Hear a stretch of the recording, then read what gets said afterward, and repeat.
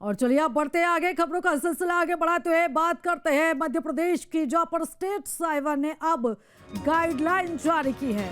देश भर के 68 करोड़ यूजर के email password leak, data leak से बचाव के लिए डेटा और पासवर्ड बदलने की सलाह दी गई है। साथ ही संदिग्ध ईमेल, इसी के साथ ही एसएमएस लिंक पर क्लिक ना करने की सलाह भी दी गई है। तो Madhya Pradesh state cyber police ने एक अहम एडवाइजरी जारी की है, जिसमें यह बताया गया है कि हाल ही में करीब 68 करोड़ इंटरनेट यूजर्स की ईमेल आईडी और पासवर्ड साइबर अपराधियों के हाथ लगे हैं।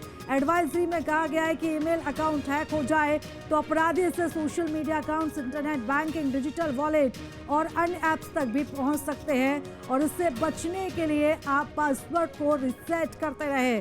स्टेट साइबर पुलिस के मुताबिक चेतावनी ये दी गई है कि डेटा लीक, साइबर ठगी के खतरे को देखते हुए पहले से सतर्क रहे, और सतर्क आप रहे, सावधान रहे, समय रहते पासवर्ड बदलें, 2 फैक्टर ऑथेंटिकेशन चालू करना, अलग अलग सेवाओं के लिए अलग अलग पासवर्ड रखना सबसे प्रभावी बचाव है। तो ये एक महत्वपूर्ण गाइडलाइन जारी की गई है। और चलिए इस खबर पर ज्यादा जानकारी लेंगे, हमारे सहयोगी अंकित हमारे साथ जुड़ चुके हैं। अंकित, जिस तरीके से हम देख रहे हैं कि साइबर ठगी के मामले लगातार बढ़ते जा रहे हैं, एक मामला खत्म होता है तो दूसरा तरीका ये इजाद कर लेते हैं, और इसी को देखते हुए अब एक महत्वपूर्ण गाइडलाइन जारी की गई है।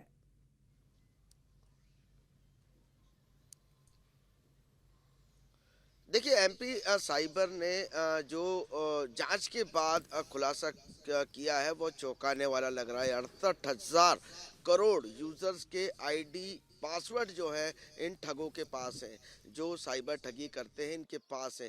कहीं ना कहीं चिंता की बात तो है, क्योंकि लगातार हम देखते हैं कि ऐसे ही पासवर्ड और ऐसी आईडी चुराकर जो है लोगों के अकाउंट से लाखों रुपए गायब कर देते हैं। उन्हें बैंक कर्मी बनकर, पुलिस कर्मी बनकर, वकील बनकर तमाम तरीकों से जो है साइबर ठग जो है अपना कारनामा करते दिखते हैं। हालांकि साइबर पुलिस लगातार इस विषय में जांच कर रही है, हालांकि इसको रोक नहीं पा रही है। एक बड़ी चिंता की बात है कि साइबर ठग अब इतने होशियार हो गए हैं कि हम्म। उन्होंने करोड़ों लोगों के जो है यूजर आईडी हम्म। दी जा रही है कि सभी लोग अपनी आईडी पासवर्ड एक ना रखें, उसे अलग अलग रखें। हालांकि किसी प्रकार से कोई मैसेज आता है, कोई लिंक आता है, तो तत्काल जाकर साइबर पुलिस में इसकी शिकायत दर्ज कराए, ताकि पुलिस उस मेल तक पहुंच पाए। हालांकि लगातार हम हम्म। बिल्कुल अंकित, और जिस तरीके से हम ये मामले देख रहे हैं, लगातार मामले बढ़ते हैं और लोगों को काफ़ी दिक्कतों का सामना करना पड़ता है, और जिस तरीके से यहाँ पर जो साइबर अटैक बढ़ रहा है उसी को देखते हुए अब ये गाइडलाइन जारी की गई है, एक महत्वपूर्ण गाइडलाइन जारी की गई है। और इसमें यह बताया गया है कि जो खतरा बन रहा है इसको देखते पहले ही सतर्क आप हो जाए, समय रहते अपने पासवर्ड बदलते रहे, समय समय पर अपने पासवर्ड बदलते रहे, 2 फैक्टर ऑथेंटिकेशन चालू रखें, और इसी के साथ साथ अलग अलग सेवाओं के लिए अपना अलग अलग पासवर्ड रखें, यानी कि एक ही पासवर्ड हर एक चीज का ना रखें। और चलिए एक बार फिर से हम ज्यादा जानकारी लेने का प्रयास करते हैं, हमारे सहयोगी अंकित लगातार हमारे साथ बने हुए हैं। अंकित, जिस तरीके से हम देख रहे हैं साइबर अटैक के साथ साथ जो डिजिटल अरेस्ट के मामले बढ़ रहे हैं, और शिकंजा और झांसा उन लोगों पर लिया जाता है जो बुजुर्ग हो चुके हैं, जो रिटायर्ड हो चुके हैं, और उन पर निशाना साधा जाता है क्योंकि उन्हें पहले से कोई जानकारी होती नहीं है, या फिर उन्हें इस बारे में जो है वो जागरूकता नहीं होती, और ऐसे लोगों के साथ फिर ठगी की जाती है। और ऐसे लोगों तक अब जागरूकता फैलाना, जागरूकता बढ़ाना सबसे ज़्यादा ज़रूरी हो गया है।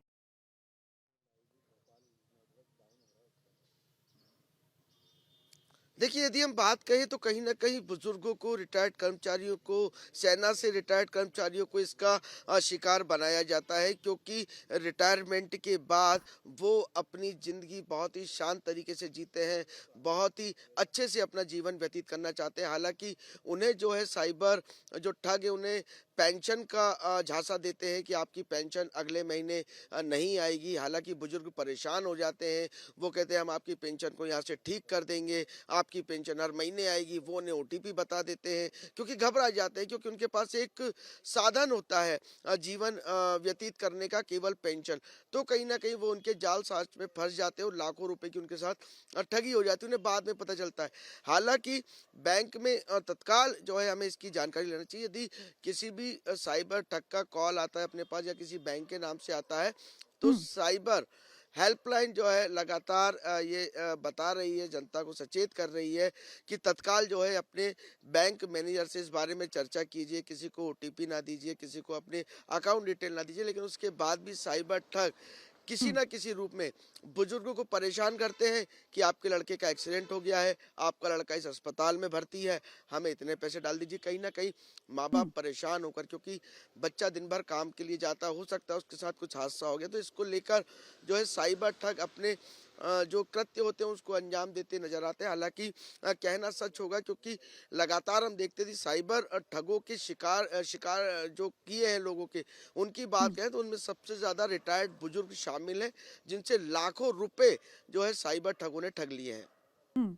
बिल्कुल, और यही वजह है कि अब इस तरीके से जागरूकता बढ़ाने के लिए अंकित ये गाइडलाइन जारी करना काफी आवश्यक हो गया है। आप लगातार इस पूरे मसले पर नजर बनाए रखेगा अंकित, आपसे हम जानकारी लेते रहेंगे। फिलहाल बहुत आपके मोबाइल पर तुरंत आएगी ब्रेकिंग न्यूज, स्क्रीन पर सबसे पहले दिखेगी बड़ी खबर, देश दुनिया की हर खबर एक जगह। अब आपके मोबाइल पर तुरंत फटाफट इंस्टॉल कीजिए न्यूज नेशन ऐप और रखिए खुद को अपडेट।